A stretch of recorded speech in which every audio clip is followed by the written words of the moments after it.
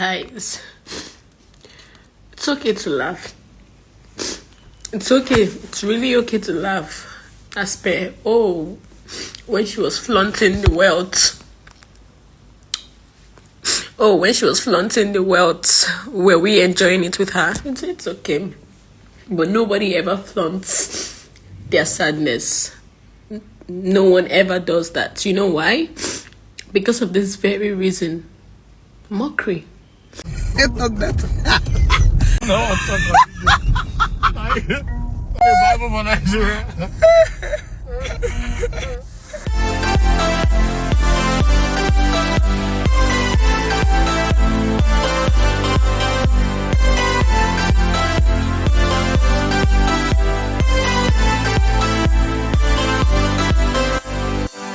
Hey guys, almost from the look of things, actress Angela Okorie has not genuinely forgiven her junior colleague Regina Daniels for what she and her husband Ned Nwoko used the Nigerian police to do to her a few months ago, as she has continued to mock her despite claiming that she has forgiven her severally. If you all remember, the moment this issue broke out online, she immediately made several posts laughing at Regina Daniels. In fact, in one of her posts, she was even thanking God for what was happening to Regina, as she wrote, "Nigerians, na me they beat for Ferrari and private jet house with 8 wives, while na they tag me Kwano or Chim Angela," before eventually typing, "God is good all the time." You can imagine. Then after Nigerians dragged the living daylight out of her, she came out claiming that she had forgiven Regina, while at the same time preaching against domestic violence.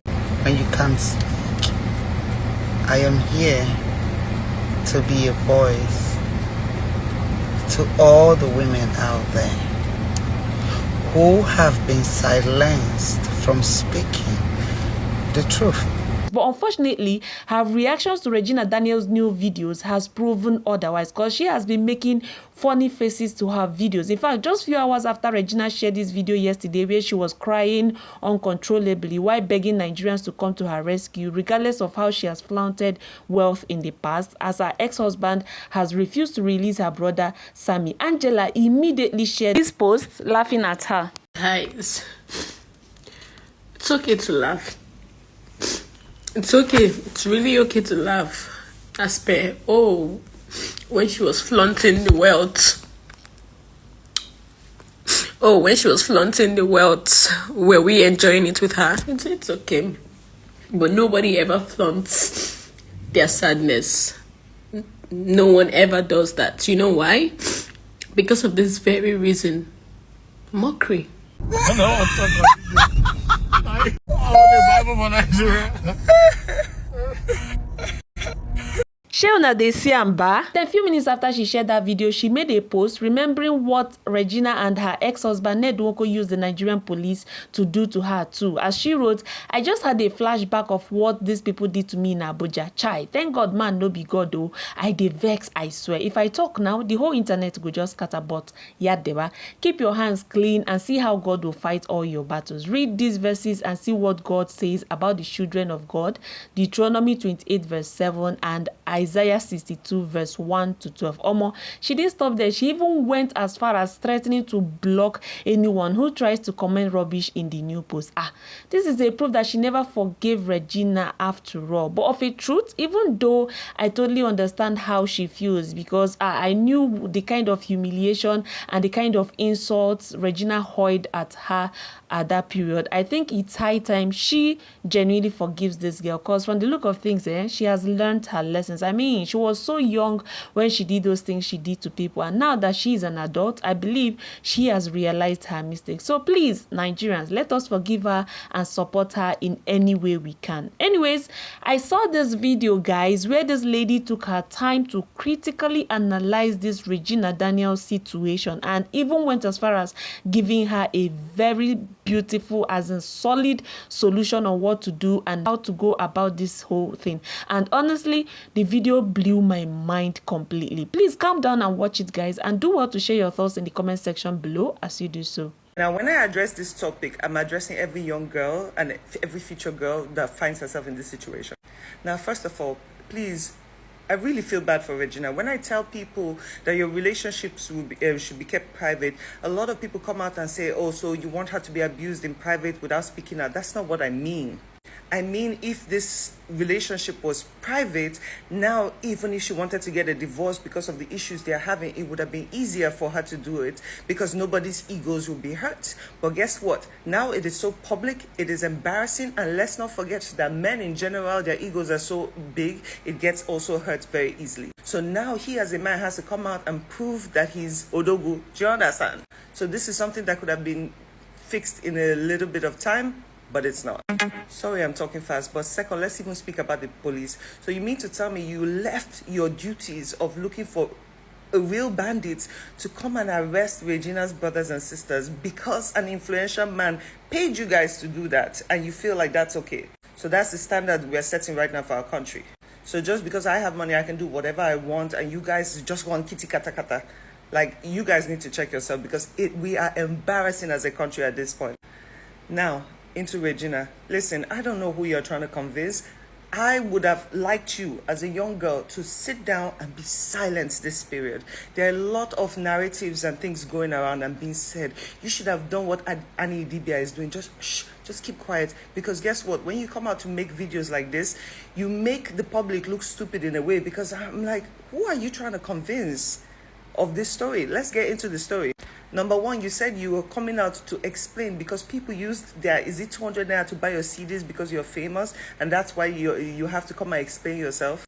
Number one, honey, this is why I tell people, stop putting so much power to celebrities, because when push comes to shove, they look at you like just your 200 naira.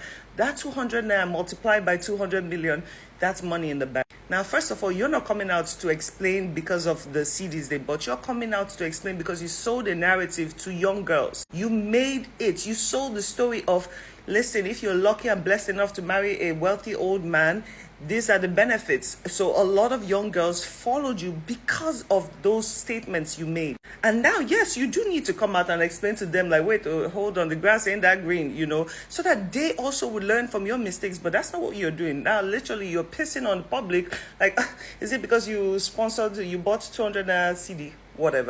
Second of all, you said people say you got married because of greed. I feel like greed is not the right word. I feel like obligation is more like the word. You claim that your family has money on its own, right? There's nothing wrong with that. But a family who has money does not put her daughter under the pressure of taking up an entire lineage. You say you take care of, you send your brothers to school, you're helping your mother because it is your job, your blessing from God. Now, let me correct you right there. I always say it is not a child's job to take care of her mother. It is not a child's job to take on the responsibility of a parent. Parents are supposed to be the nurturers. Parents are supposed to be the givers. They are the vessel. They bring you into this world and try, by God's grace, to raise you into a decent human being. So no, the only reason you would help your parents is if you're just human and you decide, okay, you know what, my mom has been through a lot. Because me personally, with my daughter, she has seen so much, how much I struggle to make sure we are at this position. So out of the goodness of her heart, she said, you know what, I might buy my mama my house one day. And I'll be like, bless you, child, you know. But the idea that, wait, hold on, it's my child's responsibility to take care of me, that is bonkers. Like, let's even kill that right now. For all the young girls out there, kill that thought. Now, you also made a point. How much money does a man need to give a woman to get her child and all that? Let me tell you something. If you don't watch the news, mothers have done worse for less. I have seen stories about mothers who were on drugs, who sold their baby for $20 just so she can get money, and allowed her babies get raped just to get drugs. So yes, it happens, and it happens a lot. And this is the part I don't like, because you're confusing the public. At the age of 18, 19, 20, you were the one taking care of the whole family. That is a lot of responsibility. But acting jobs do not pay that much. At that time, acting jobs, even till now, I know people who break their backs to act, and they're still not getting paid that much, to the point where you can take care of your whole entire family and also be able to sponsor per Ned $50,000, which that is bonkers. Now, going to his side, listen, a lot of people might only know Ned because of your marriage, but this man was successful before he met you. Let's be clear about that. He had money But also, his part I don't even understand. I find it very strange that a man at that age is still interested in a young girl, but that's the society we live in. And the one that bothers me from his interview is he said he was under pressure to get married to someone from his village. You mean to tell me at your age you're under pressure and you had criteria, and one of them meant that you had to be a virgin and blah, blah, blah, blah, blah. But now me, I'm confused because I'm thinking, how did she make money at that age to spot? You know what? Let's not even go there. Let's just let people believe what they want to believe. Now, you said you fell in love with him. That, to me, I find it very bonkers because, number one, from what he said from his video, he said that he was under pressure and he needed a wife, and you were brought to him, and within a space of 3 weeks, he got married to you. So when exactly did you fall in love, Missy, please? I'm really, really curious at this point. When did you look at an older gentleman and say, oh my God, you're the one for the rest of my life, I want to be with you? Where exactly did you meet him? Because from what he said that, you see, that's why internet never forget. He said you were brought to him. And you said that your family, they warned you, they fought you, they broke bottles so you don't get married to him. But I'm sorry, have you watched your wedding videos? In fact, I might put a clip here. You look miserable on your wedding. The one person that was dancing the most was your mother. Like I said, I'm making this video not to attack you or your mother, but to also enlighten the young girls. And I'm sorry I have to speak loud, fast, because I only have 10 minutes and I'm not doing a part 2. Those videos show that your family were clearly very happy. You are the only person in that video that looked miserable. So a person who is in love could not have that face on their wedding day. It is impossible. You look like it was a punishment being on your wedding day. So I don't know where that narrative of you were in love, you went to the police and said my family, that story is, come on. Silence sometimes is the best. You should allow the public think whatever they want to think, but just keep quiet, heal in peace, focus on your kids, try to see what you can do with that situation, but heal. Now you say it's love. Doesn't love mean care and respect? Now listen, care and respect is the basic human necessity. When dealing with human beings, care and respect are the two things you need just to manage life, you know. So when you talk about love, you're talking about compatibility, you're talking about attraction, you're talking about compromising, you're talking about knowing instinctively what your partner needs and just helping make life easier. And yes, you do not want to come and shame your husband's name, because let's be real, maybe you did fall in love at a point, because look, if you look at yourself from before you got married and after, there is a big glow. Honey, you is glowing. You are beautiful right now, you know. So yes, it is very, very possible that you did fall in love, but falling in love for the things or comforts that you receive is not enough to sustain a long-term marriage. You need every other thing. You know, it's like sprinkle of everything to make a marriage that would last. Now, the one aspect that I really feel bad about is the children. Now, when situations like this happen, especially when they're so public, the children always get caught in the middle. And you said he does have multiple children, so you want to raise yours. I don't believe, honestly, with the ego that man has on him, I doubt he would allow you change your children's name to yours. Now, also, you have to think, forget the anger, forget everything going on right now. You have to think about your children long term. What name is actually going to help them better?